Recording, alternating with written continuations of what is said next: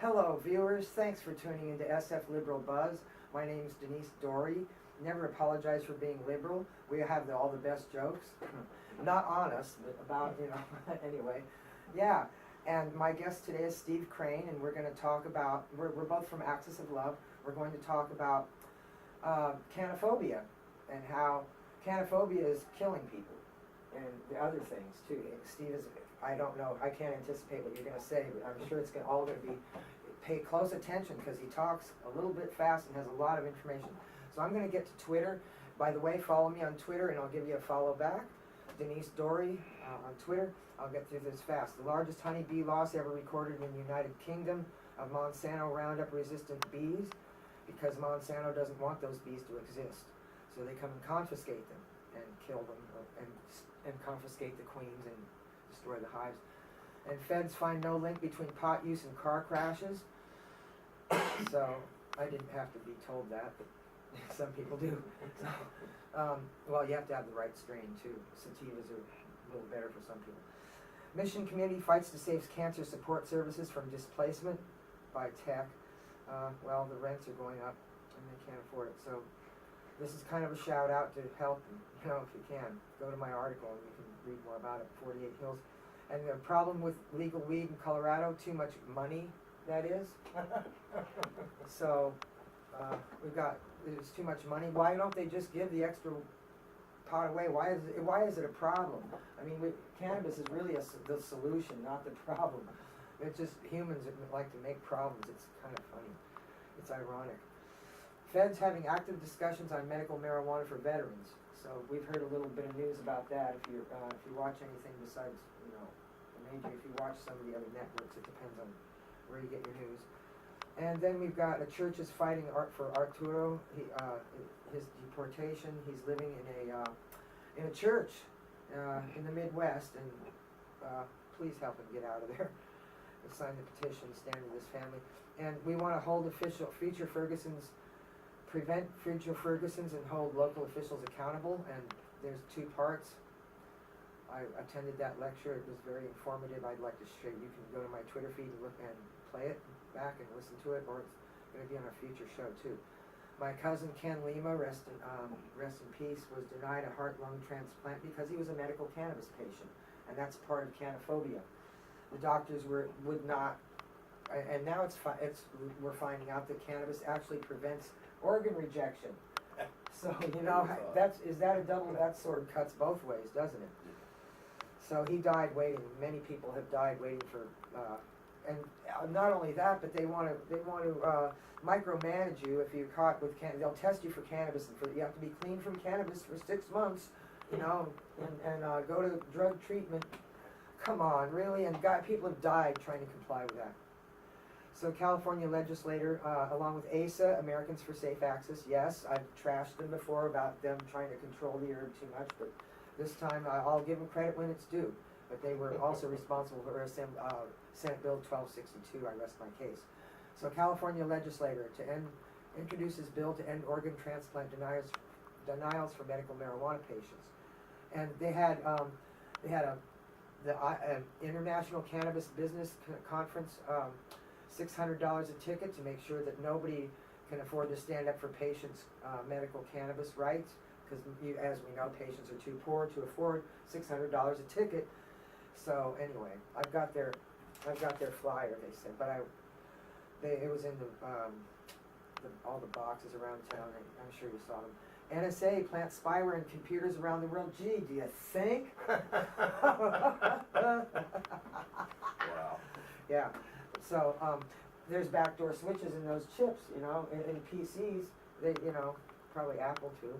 LiberalBuzz show topics. I'm plugging my own show on. So please give us a follow. We'll follow you back. Okay. I really wanted to get to. We've got. Oh, it's only 6:04. So I can get to these other issues. I wanted to introduce the bill that was introduced by Mark Levine, a Democrat from San Rafael. He introduced Assembly Bill 258, the Medical Cannabis Organ Transplant Act, a bill aimed at preventing medical cannabis patients from being unduly denied organ transplants. The Cannabis Organ Transplant Act is sponsored by Americans for Safe Access and ASA, which has long advocated for patients seeking organ transplants, including Norman B. Smith, a medical marijuana patient who died in 2012 after being denied a liver transplant at Cedars-Sinai Medical Center in LA. AB 258 states that a hospital, physician, surgeon, procurement organization, or other person shall not determine the ultimate recipient of an anatomical gift based solely upon a potential recipient's status as a qualified patient, or based solely on a positive test for the use of medical marijuana by a potential recipient who is a qualified patient. The bill simply establishes the same protections that currently exist for other transplant candidates with mental or physical disabilities. So these public health policies view medical cannabis patients as drug abusers, and so they're denied life-saving transplant. And laws already exist in Arizona, Delaware, Illinois, Minnesota, New Hampshire, and Washington that explicitly protect qualified patients. But California doesn't. You would think we'd be more progressive than that, wouldn't you? Would you not? You would think. Medical cannabis patients have also refused to change their policies. Medical centers have refused to change their policies. And so, just up until recently, I hope this bill goes through, and I'm sorry my cousin didn't live long enough to see it. To otherwise eligible medical marijuana, it's the worst kind of discrimination, and there's a body of growing scientific evidence that medical cannabis prevents organ rejection. So that's just what I read that, and I just wanted to fall over. Because Ken was told by Dr. Foster at UCSF and by CPMC that he was not a good candidate. And I said, oh, because of the medical cannabis, and he nodded yes. So he told me that as soon as Ken's heart stopped.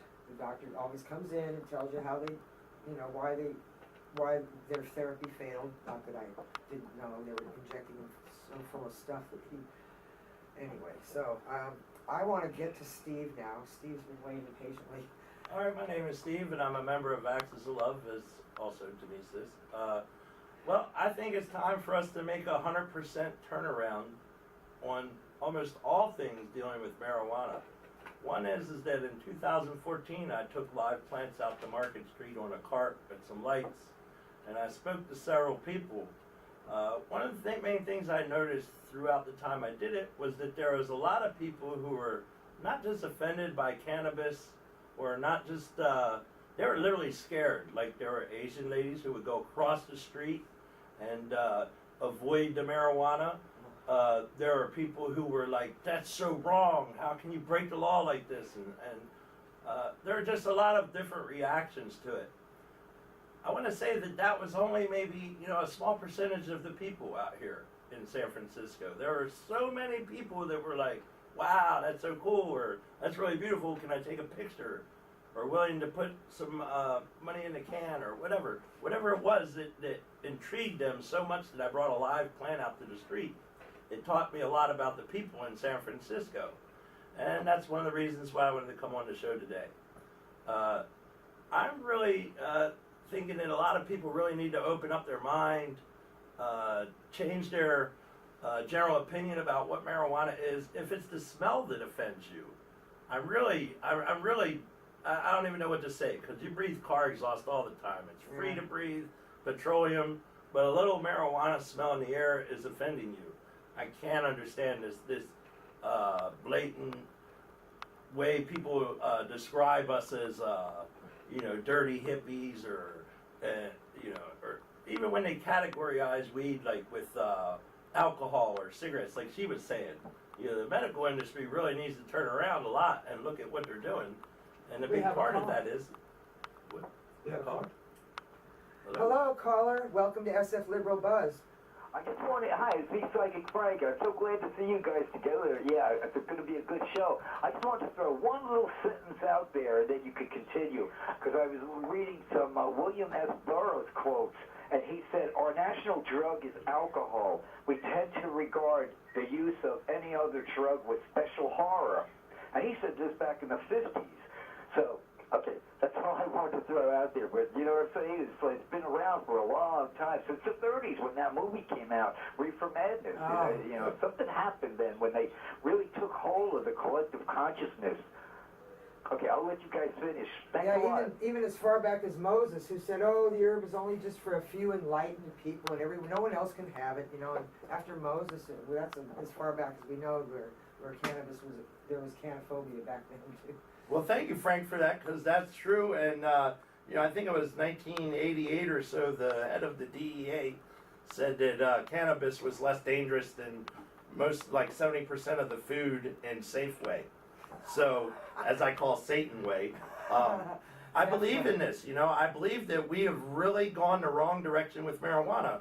Here's the real truth about marijuana that I see is that it's a plant that provides a lot of oxygen. It's a plant that eats a lot of carcinogens. Now, we burn petroleum in this country. Why aren't we planting marijuana on the side of the highways? For one, oil and gas purposes, to run the cars. Not only that, to eat the carcinogens, to provide more oxygen, create tons of jobs. We have the infrastructure in this country. There's highways all over this country we could be planting marijuana on to eat the carcinogens from the cars that we're burning this petroleum from. To create, you know, a product. Cannabis And we can create so many products, textiles, medicines, fabrics, every building materials, all the things that we use in our daily time. And my thing is I always believed in, like, the resources from under the earth are pretty much evil unless you understand what you're doing.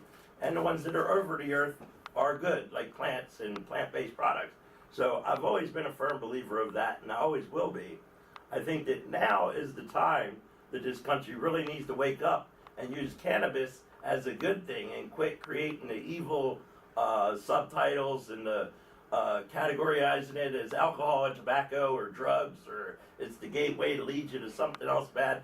That's all so untrue. I've smoked marijuana almost my whole life, and I don't create violent acts. I've been incarcerated for drugs, and that's the point, is that you take my freedom away from this. I'm actually finally allowed to vote. You know, this is a new thing in my life, because I've never been able to vote because I've had drug charges on my record. I've always believed in a barter system, a fair trade system, and I don't think that anything's fair about seed companies taking over our industry, the DEA taking over our industry. Now we have the philanthropists and the rich and the medical companies that are all trying to infiltrate cannabis. Now, they don't want it to smell either. So what are they going to do? Create some type of new medicine for us to use? I don't think so. No, they want to make a special vapor pen that they know Right, exactly. Yeah. It's the medicine. That's what I'm saying. They're GPS. trying to control our medicine. With GPS. They want to have can't control our medicine. It's a seed. And there are companies out there like Monsanto's that would love to take over. And I'm sure they're hooked up with the drug enforcement industry just to do that. Well, talk about the pure strain enforcement.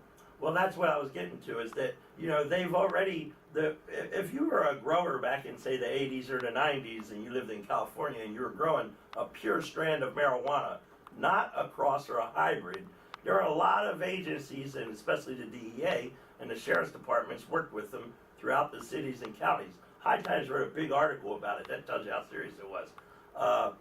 Basically, what happened is the DEA infiltrated all these growers that were growing pure strands, took these strands from the market, and they disappeared. Now, who's growing these strands? They didn't just take it to burning. Trust me, No. those seeds were not burned. No. They've been growing ever since they stole them from the growers that had access to this stuff. Now, you got these government agencies that are going to work with chemical companies, I guess, to produce our new medicine that doesn't smell or whatever. I don't think so. I think that, you know, the public really needs to wake up, take control of the strands back, and be able to grow our herb, so I can take that Mexican sativa and cross it with my northern herb that was brought from the Himalayas or wherever it acclimated up there, and make my crosses the way I want my fruity strands to be. That's where those fruity flavors come from, is that genetics being mixed. And California is the perfect example. That's what our Emerald Triangle is. is those strands being crossed and grown here for a higher yield and a better plant and a better product. Now, I think that California really should wake up because they're going to lose the money. Like she said in Colorado, their problem is what to do with all this money we got. Now we got a newfound resource that's given us plenty. And here's the cool part about marijuana is that I believe that the poor people should come up. And get some free cannabis.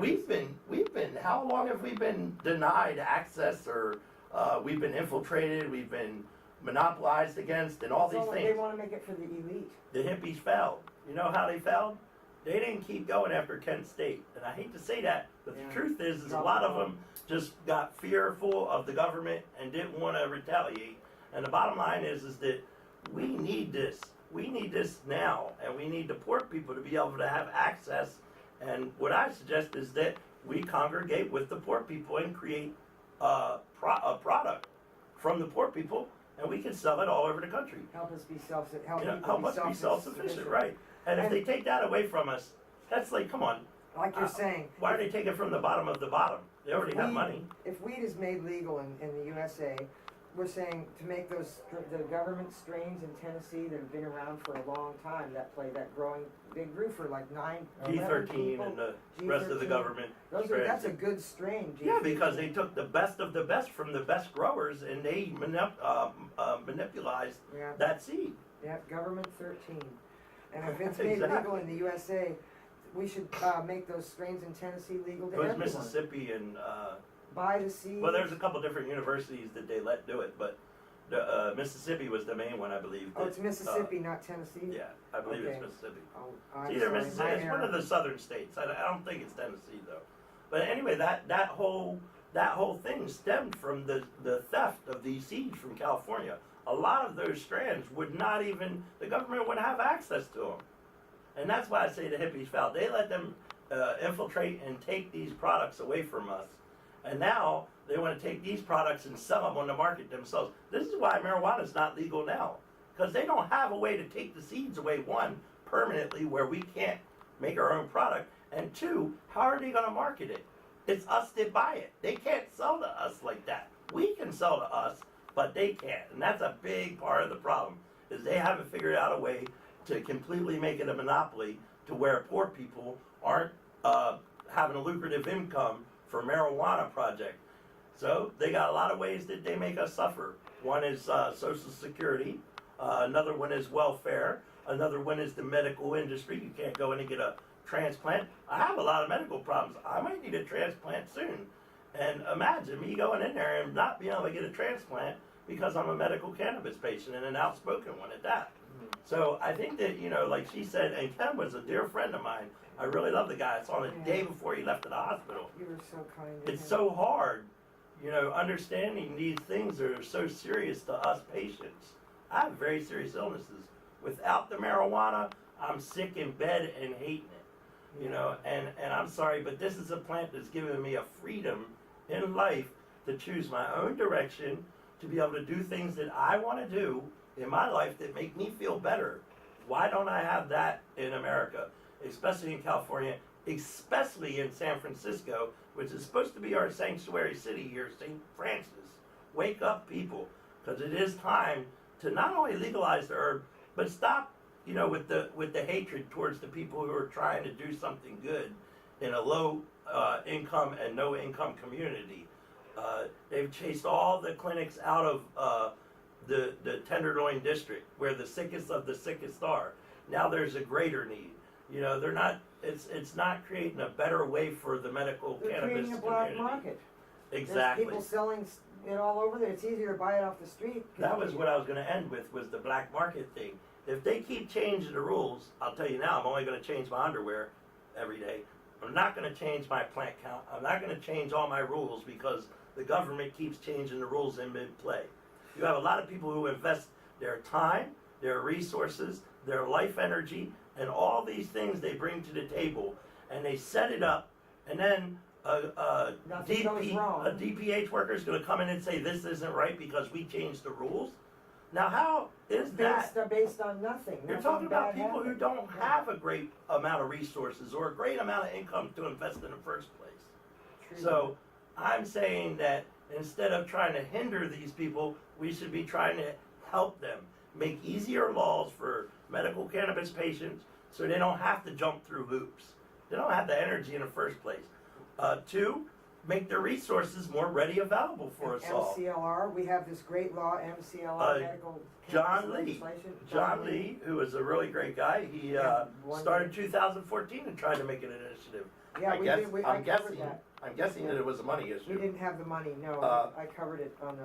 Well, I'll tell you now, 2016, guess what? We're going to have an initiative, I'm sure, from John Lee, and I'm going to start working with him now. I also bring a cart out to the street on Market Street, and I'll be doing it again starting the end of May. And what I'll have on that cart is marijuana plants, information, and all these types of things that you can come and see for yourself. I'll play a little live reggae music, and I'm sure there'll be weed smoke in the air. Okay. So that's what's up. Privatization equals criminalization, doesn't it? Hey, if they put us in that category, I guess that's privatizing. what we have to do. Well, they want to privatize the herd, you know, and they're looking for ways to do it. And I mean, by there's higher power, like the sheriff's department. I mean, the world's largest gang. The police, yeah. The police chiefs of California, they Yeah. all got together in certain neighborhood associations that banned MCDs, and they've all been talking behind our backs. I mean, they do all this, nothing, everything about us without us. But I wanted to say, in wrapping up, that please watch Psychic Frank next Thursday at 5 p.m. And please buy a street sheet. They look different than this now. But and also let's see, give me a follow and I'll follow you back on Twitter, Denise Dorey. Adopt a cat or a dog and they're waiting for you now. And shop the family stores and register to vote. Let's Talk Sports might be next if they're here, or you might see a recorded. Okay, bye-bye.